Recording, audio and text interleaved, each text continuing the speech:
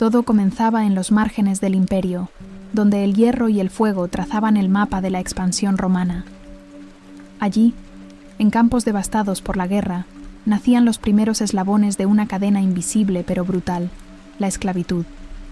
Era en la conquista de Cartago, donde los ejércitos romanos, tras reducir a cenizas la ciudad enemiga, convertían a los supervivientes en botín humano. Hombres, mujeres, ancianos, niños, nadie escapaba. Algo similar sucedió en la Galia, donde tras la resistencia de los pueblos celtas, se capturaron decenas de miles de prisioneros.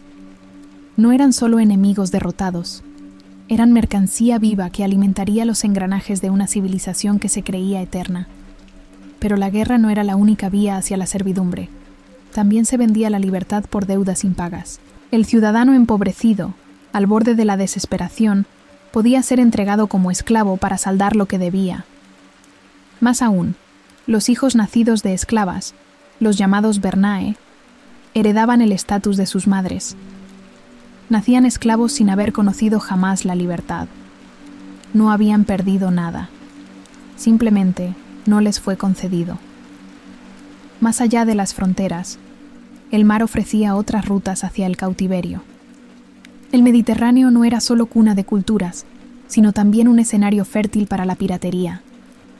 Barcos mercantes eran interceptados, sus tripulaciones raptadas y luego revendidas en los mercados costeros, especialmente en centros como Éfeso o Delos.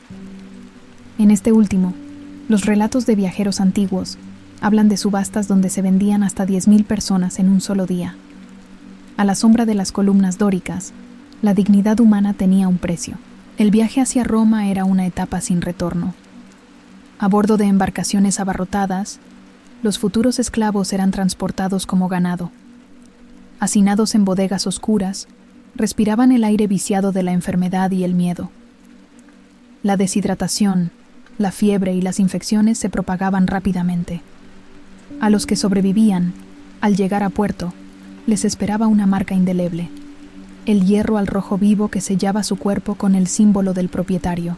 Era una mutilación ritual que no buscaba solo identificación, sino también dominación. La carne marcada hablaba por ellos. Ya no se pertenecían. Una escena no poco común era la de un niño, apenas de 10 años, llorando en silencio mientras su madre era arrastrada en dirección contraria. El comerciante, al notar la resistencia del pequeño, lo golpeaba sin piedad y lo arrastraba por los cabellos hasta alinearlo con los demás. Así comenzaba, sin idioma común, sin promesas de regreso, una vida que ya no les pertenecía. Y así, el imperio crecía no solo por sus legiones, sino por las columnas de seres humanos encadenados que lo sostenían desde las sombras. La esclavitud era, desde su origen, una maquinaria sistemática, fría y eficiente. La brutalidad no era accidente, era norma. Una vez en Roma, o en cualquier ciudad del vasto imperio, el destino de estos hombres, mujeres y niños, pasaba a manos del mercado. No eran reconocidos como personas, sino como productos. Los esclavos eran colocados en subastas públicas, muchas veces desnudos, exhibidos como animales para su inspección.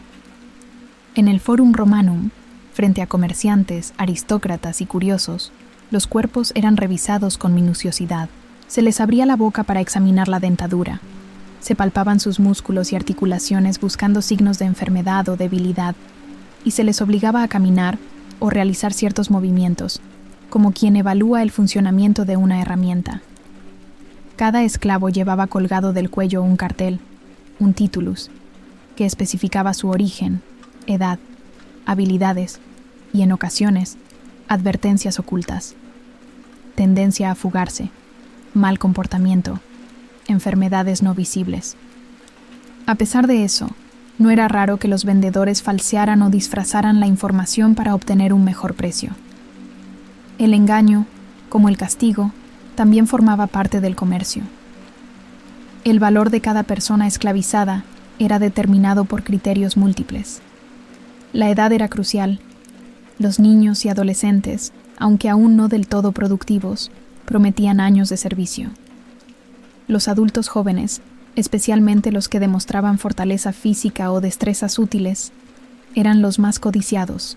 Un escriba griego, por ejemplo, instruido en literatura o matemáticas, podía valer mucho más que un campesino tracio analfabeto. El conocimiento era capital. El origen étnico también jugaba un papel determinante en un sistema atravesado por prejuicios. Los romanos admiraban a los griegos por su cultura y muchas veces los destinaban a funciones educativas o administrativas.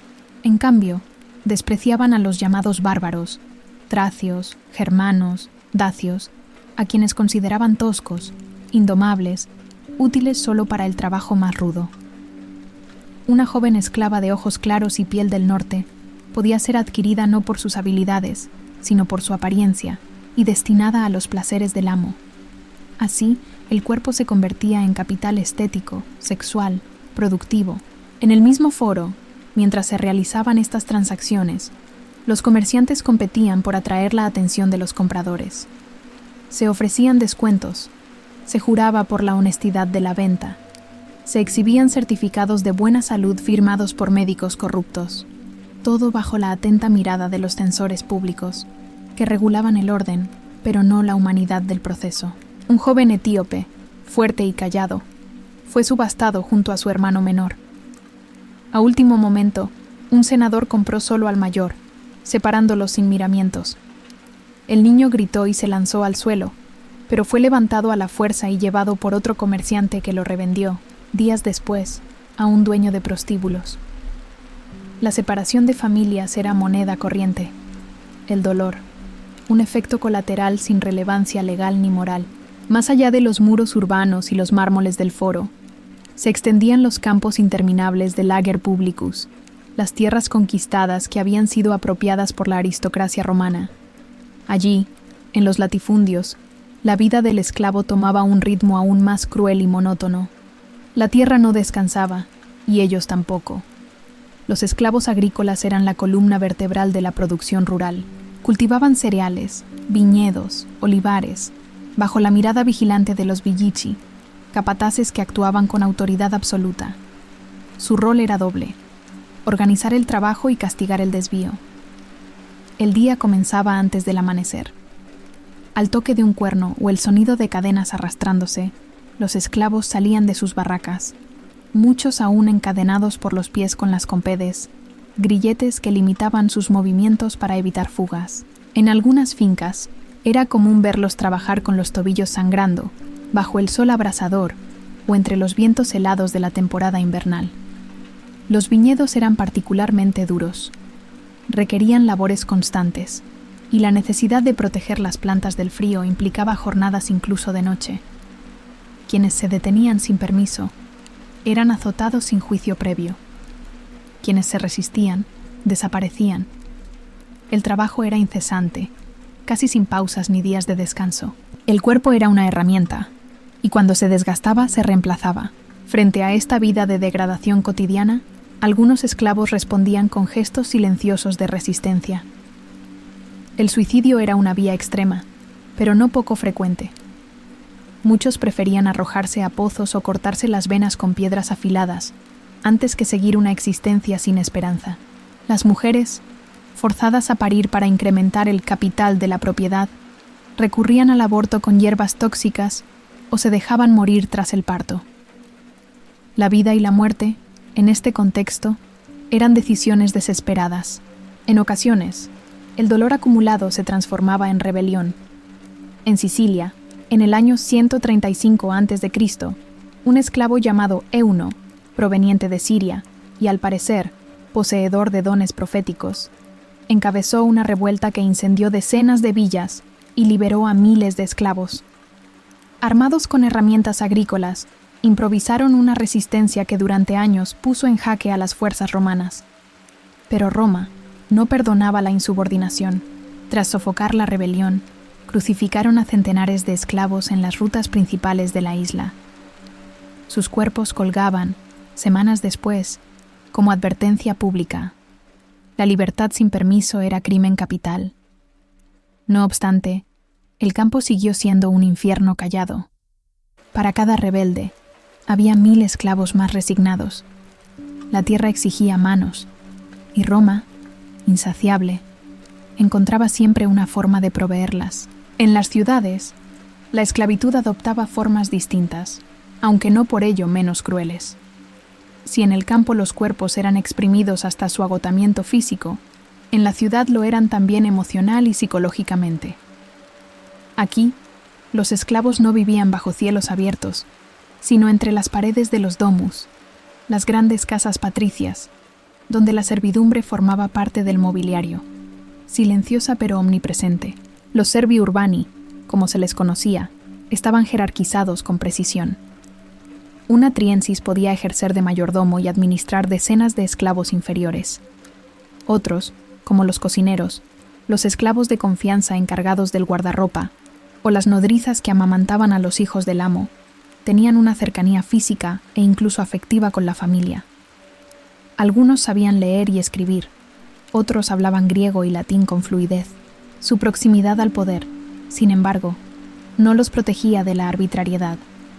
Una palabra dicha fuera de lugar, una expresión incorrecta, podía costarles el castigo inmediato. Latigazos, privación de alimento o incluso la mutilación. Era común que se les otorgaran ciertos privilegios para mantener su lealtad. Ropa decente, pequeñas monedas, la posibilidad de dormir bajo techo sin cadenas. Pero estos beneficios eran frágiles. Bastaba la sospecha de una traición, o simplemente el cambio de humor del amo, para que esos esclavos fueran degradados, vendidos o castigados públicamente. Vivían en una cuerda floja donde la obediencia no garantizaba seguridad. El cuerpo de la mujer esclavizada, por su parte, era objeto de doble explotación. No solo servía para limpiar, cocinar o cuidar niños, era también propiedad sexual. En los lupanares, los burdeles regulados por el Estado, las pornae, prostitutas esclavas, eran ofrecidas a todo tipo de clientes, sin derecho a negarse. Muchas eran vendidas desde niñas, iniciadas a la fuerza y expuestas en pequeñas habitaciones de piedra, identificadas por nombres falsos o apodos crueles. Las ganancias iban enteramente a sus dueños, quienes podían obligarlas a trabajar incluso estando enfermas o embarazadas. A su vez, algunas mujeres esclavas eran tomadas como concubinae, compañeras sexuales de largo plazo de sus amos. Estas relaciones, aunque estables en apariencia, carecían de cualquier protección legal. La concubina podía ser reemplazada, humillada o vendida sin más. Muchos hijos nacidos de esas uniones mixtas eran también esclavos, a menos que el padre los reconociera formalmente, algo poco frecuente. En el silencio de los pasillos, en la penumbra de las cocinas o en los rincones oscuros de los burdeles, se repetía una historia de sumisión impuesta, a veces disfrazada de familiaridad o afecto. Algunos amos, incluso, creían estar actuando con benevolencia al permitir que sus esclavos formaran vínculos entre ellos o criaran a sus hijos. Pero ese permiso no era más que una forma encubierta de control. En este entorno, las emociones humanas, amor, miedo, esperanza, se experimentaban bajo la sombra constante de la amenaza. Un niño esclavo podía crecer entre juegos y sonrisas, solo para ser vendido en su adolescencia. Una mujer podía criar a los hijos de su ama, sin poder abrazar libremente a los suyos. Y sin embargo, la vida continuaba. Cada día, en las calles de Roma, miles de esclavos urbanos tejían, cocinaban, leían, enseñaban, criaban. Cada gesto suyo sostenía un sistema que negaba su humanidad. En el mármol pulido de las domus, en los pasillos del Senado, en los banquetes de los poderosos, la esclavitud era invisible pero omnipresente. El lujo de unos descansaba en la servidumbre absoluta de muchos. Fuera del ámbito doméstico, había otro mundo aún más implacable, donde los esclavos eran piezas fundamentales, la infraestructura estatal. Roma, con su ambición monumental, necesitaba manos incansables que edificaran acueductos, carreteras, murallas y minas. Esas manos eran, casi siempre, esclavas. El Estado romano poseía sus propios esclavos, utilizados en proyectos públicos de gran escala. Algunos eran empleados para limpiar cloacas, mantener termas, reparar puentes o vigilar almacenes estatales. Estos servi publici podían vivir una existencia algo menos brutal que los del campo, e incluso recibir un salario mínimo o albergue modesto. Sin embargo, en las zonas más profundas de explotación, la situación era desesperada. Las minas eran el destino más temido. En lugares como las minas de plata en Hispania o de oro en Dacia, los esclavos eran enviados a morir lentamente. Muchos eran damnati in metallum, condenados a trabajos forzados como castigo judicial. Estas no eran sentencias temporales. Eran condenas a una muerte lenta bajo tierra. En galerías angostas, sin ventilación, sin luz, los cuerpos trabajaban agachados, picando roca, respirando polvo metálico que les corroía los pulmones. Las jornadas eran interminables y los accidentes, cotidianos. Techos que colapsaban, explosiones por fuego mal contenido, amputaciones provocadas por el uso de herramientas rudimentarias. Un testimonio indirecto, preservado en inscripciones y relatos, narra cómo en ciertas minas de Hispania se encontraban montones de cadáveres apilados en las esquinas de las galerías, esperando ser retirados. En ocasiones, no eran retirados en absoluto, simplemente se excavaban nuevas rutas en torno a los cuerpos. La muerte, en estos espacios, se había normalizado hasta el punto de integrarse a la arquitectura del trabajo. En otros casos, esclavos eran utilizados para construir las grandes calzadas que unían los confines del imperio. Desde Britania hasta Siria, desde el Danubio hasta el norte de África, estas vías se abrían paso a través de montañas y bosques con precisión militar. Tras esa precisión, había meses, a veces años, de trabajos dirigidos por ingenieros romanos y ejecutados por esclavos cargando piedras, alisando tierra, soportando lluvias, calor y azotes. Los acueductos, símbolos de la sofisticación urbana romana, también se alzaban sobre cuerpos esclavizados. Su construcción implicaba cálculos complejos, pero la ejecución era física, agotadora y peligrosa. Caídas desde grandes alturas, derrumbes en túneles subterráneos, heridas por herramientas oxidadas. Todo esto era parte del precio que Roma estaba dispuesta a pagar, sin pagar nada. A diferencia de los esclavos domésticos, invisibles tras las paredes del lujo, los que trabajaban en infraestructura eran visibles para todos, pero ignorados por igual. Eran parte del paisaje urbano, como los ladrillos o las piedras.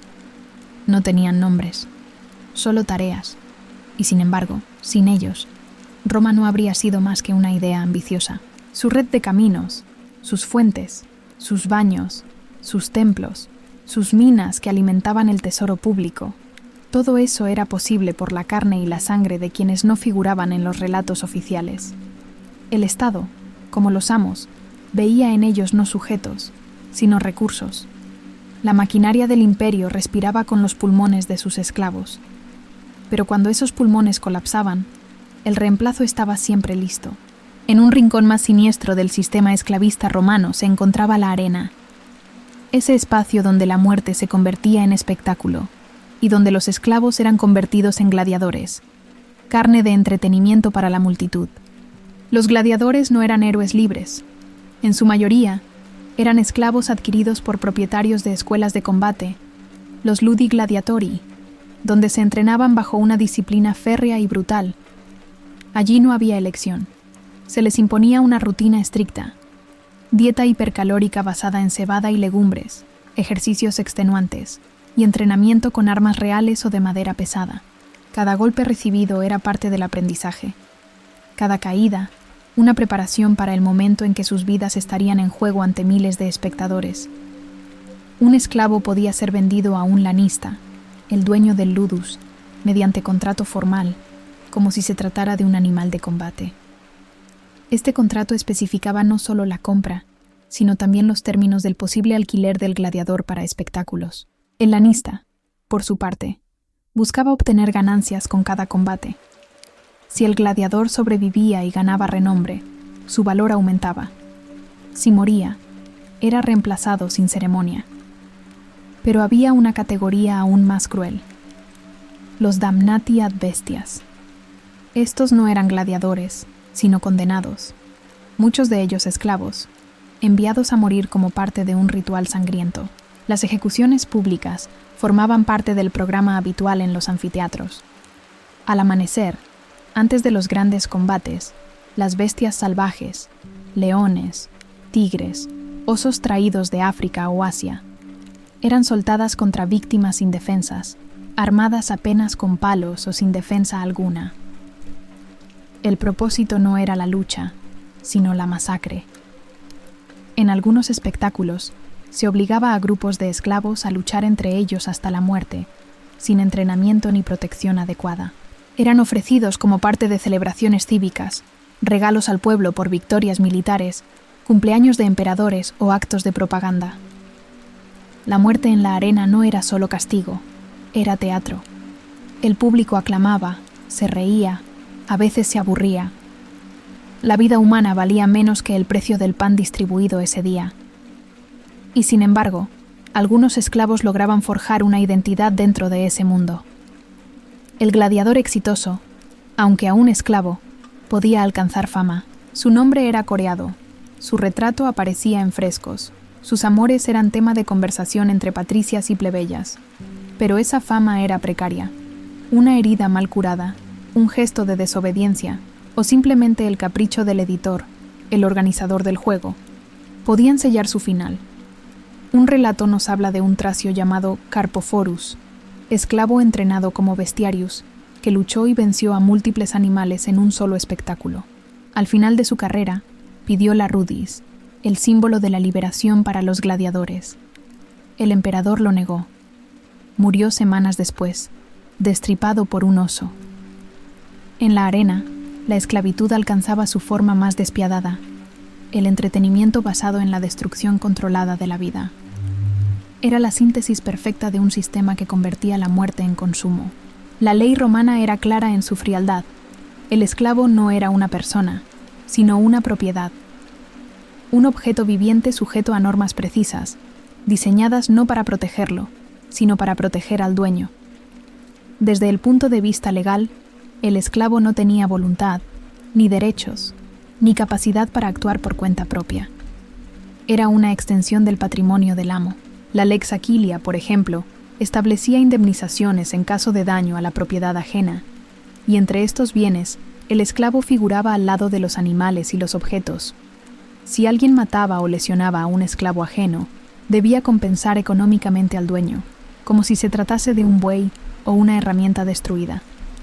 La víctima en sí no tenía ninguna consideración jurídica. No importaba su sufrimiento, sino la pérdida material del propietario.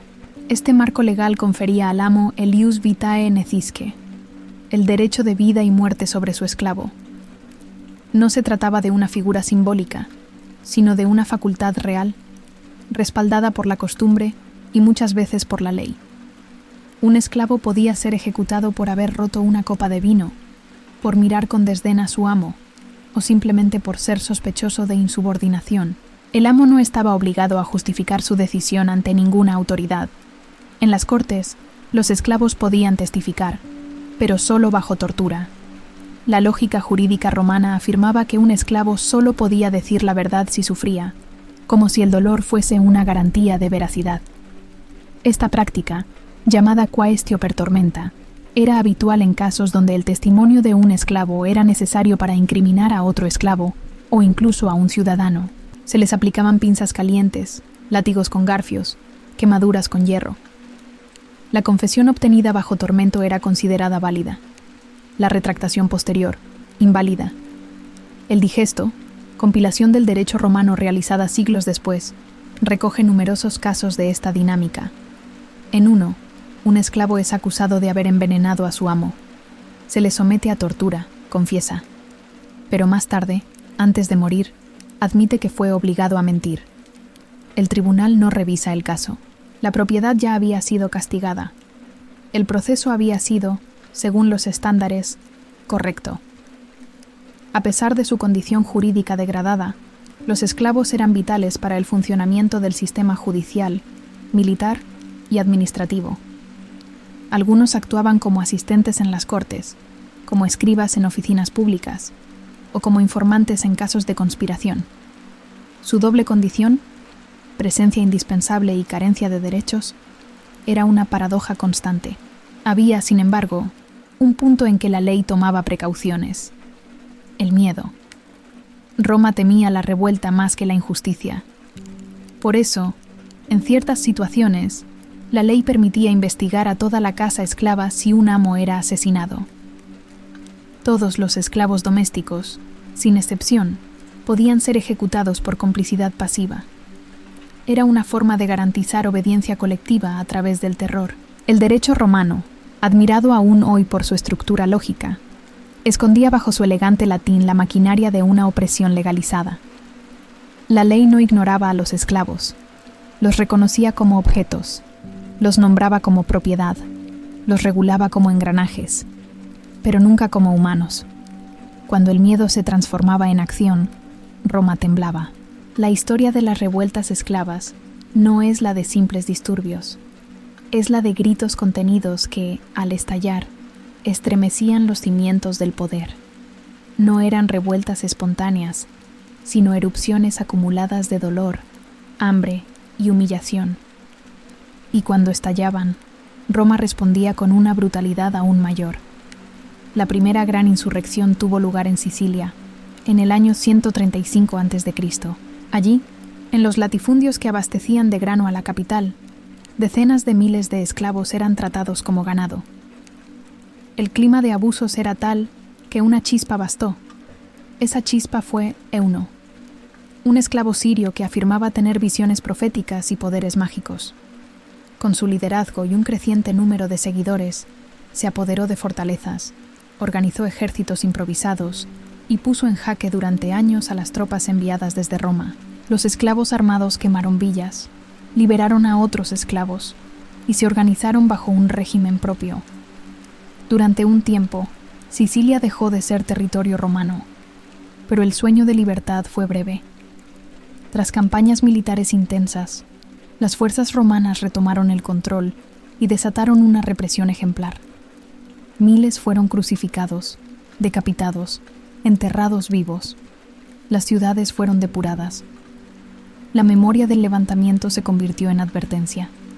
Décadas después, la revuelta más célebre sacudiría el corazón de Italia.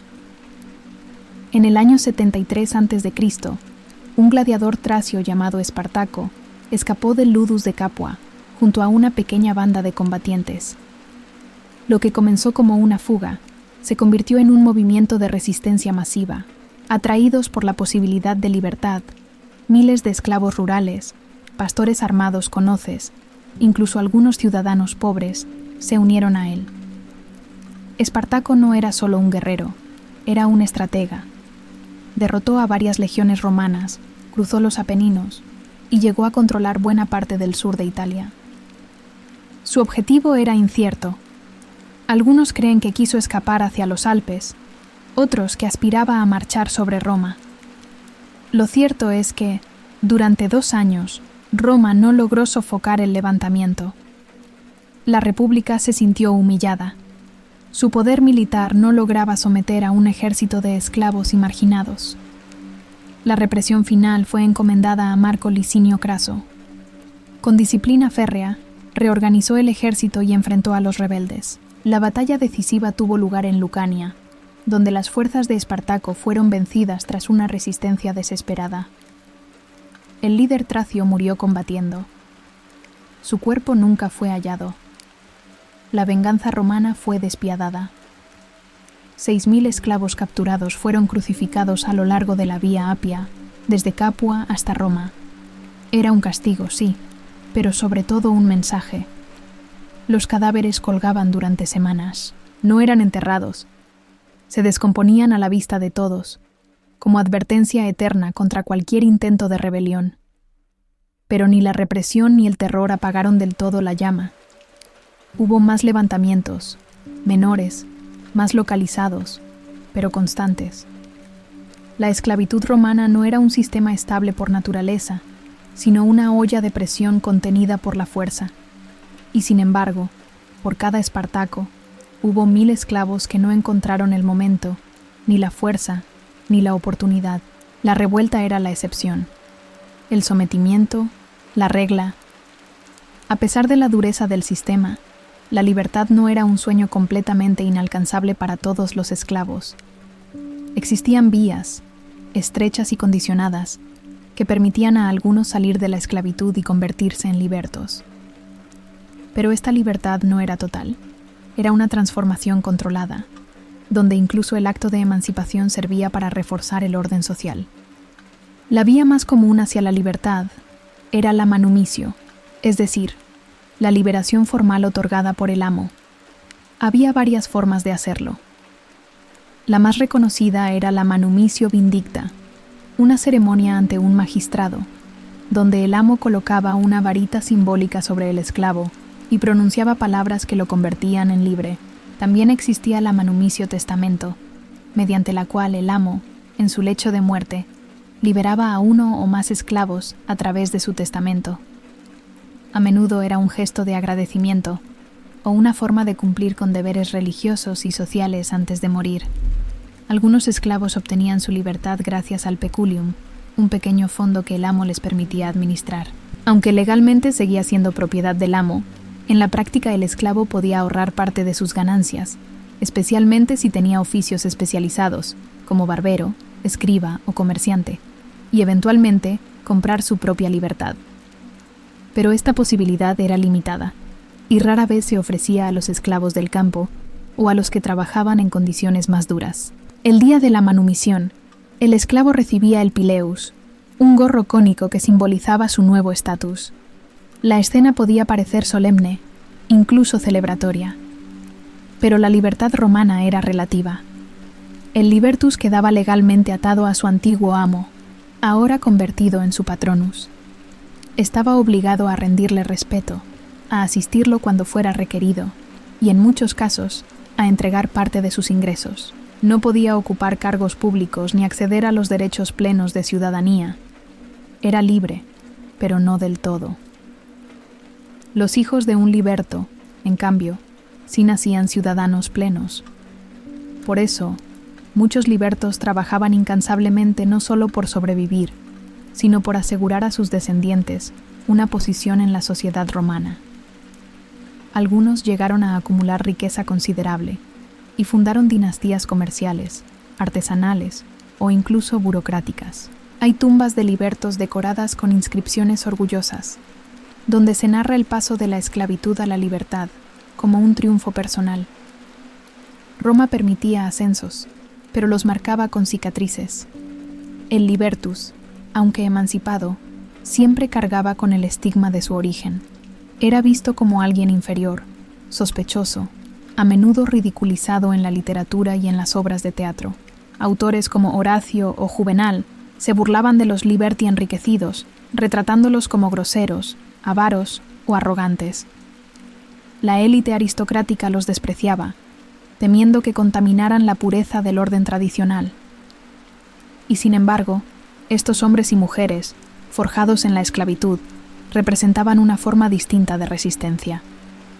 Su mera existencia como ciudadanos era una grieta en el muro del sistema. Habían sobrevivido, prosperado y reconstruido sus vidas a pesar de todo. En las calles de Roma, un liberto podía pasar desapercibido, mezclado entre comerciantes y artesanos, pero nunca olvidaba lo que había sido. La libertad no era olvido, era memoria transformada en movimiento. Con el auge del imperio, la esclavitud se entrelazó aún más profundamente con los mecanismos del poder. Ya no se trataba solo de fuerza bruta, sino de administración, inteligencia, control burocrático. En el corazón del aparato imperial surgió una clase de esclavos especializados, aquellos que servían directamente a la familia del emperador, conocidos como la familia Caesaris. Estos esclavos imperiales no empuñaban herramientas ni combatían en la arena, manejaban pergaminos, sellos, llaves, secretos. Eran los encargados de la correspondencia, ab epistulis, de la contabilidad, a rationibus, de las audiencias imperiales, a libellis, e incluso de la biblioteca personal del emperador. En muchos casos, tenían más acceso a las decisiones de Estado que los propios senadores. Su condición de esclavos los convertía, paradójicamente, en piezas confiables para el emperador. No tenían linaje ni ambiciones políticas propias, por lo tanto, se les veía como útiles y obedientes. Algunos de estos esclavos fueron tan eficientes y leales que, al ser liberados, ocuparon cargos de gran influencia como liberti Augusti, libertos del emperador, con poder real sobre la administración pública. Pero esta cercanía al poder no borraba su origen. Aunque vivieran en palacios, dormían sabiendo que su vida y fortuna dependían de un solo hombre. Un cambio de humor imperial podía significar el fin. Mientras tanto, una nueva doctrina religiosa comenzaba a sembrar sus raíces en el imperio, el cristianismo. Sus primeras comunidades estaban compuestas en gran parte por esclavos, libertos, mujeres y marginados. En sus textos se hablaba de igualdad espiritual entre todos los seres humanos, de un Dios que no hacía distinción entre esclavo y libre.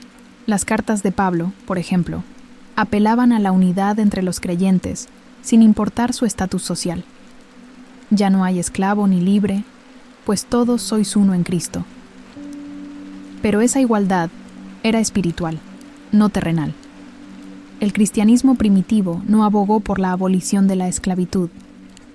De hecho, muchos líderes cristianos aconsejaban a los esclavos obedecer a sus amos, y a los amos ser justos con sus esclavos. El orden social no era cuestionado de raíz. Se moralizaba, se suavizaba, pero no se desmantelaba. En algunas casas romanas del siglo III podía verse la paradoja con toda su crudeza. Un amo cristiano asistía a misa por la mañana y por la tarde mandaba azotar a un esclavo fugitivo. La compasión cristiana coexistía con el látigo. Se rezaba por el alma del esclavo mientras se le marcaba el cuerpo con fuego. Aún así, el cristianismo introdujo una grieta profunda en la ideología esclavista romana. Al proclamar que todos los hombres eran hijos de Dios, sembraba la semilla de una futura contradicción insostenible. ¿Cómo justificar ante ese mismo Dios la posesión de otro ser humano? Esa tensión no estallaría de inmediato. Durante siglos convivieron fe y servidumbre, pero el mensaje evangélico, aunque domesticado por la jerarquía eclesiástica, empezó a transformar las conciencias, primero lentamente, luego con fuerza. Mientras tanto, la maquinaria del imperio seguía funcionando. Los esclavos imperiales anotaban cifras, escribían discursos, organizaban fiestas. Y en las catacumbas, otros esclavos rezaban en secreto, pidiendo no una revolución, sino una redención. Con la llegada del siglo III y las sucesivas crisis que azotaron al Imperio Romano, el sistema esclavista comenzó a mostrar signos de desgaste profundo. La expansión territorial, que durante siglos había alimentado la llegada constante de prisioneros y cautivos, se estancó. Sin nuevas conquistas, la fuente principal de esclavos comenzó a secarse, provocando un aumento significativo en su valor económico. Esta escasez hizo que el precio de los esclavos se disparara, encareciendo la mano de obra y dificultando la reposición necesaria para mantener las grandes explotaciones agrícolas y las actividades urbanas. La economía romana, que dependía en buena medida del trabajo esclavo barato y abundante, empezó a resentirse. Frente a esta situación, el sistema comenzó a experimentar una transición hacia formas de trabajo más vinculadas a la tierra, en especial con la expansión del colonato. Los coloni eran campesinos ligados a la tierra, no ya esclavos, pero tampoco libres en el sentido pleno. Estaban atados a la parcela que cultivaban, obligados a pagar rentas y servicios al propietario terrateniente. Este sistema sería el precursor de las estructuras feudales que se desarrollarían siglos después.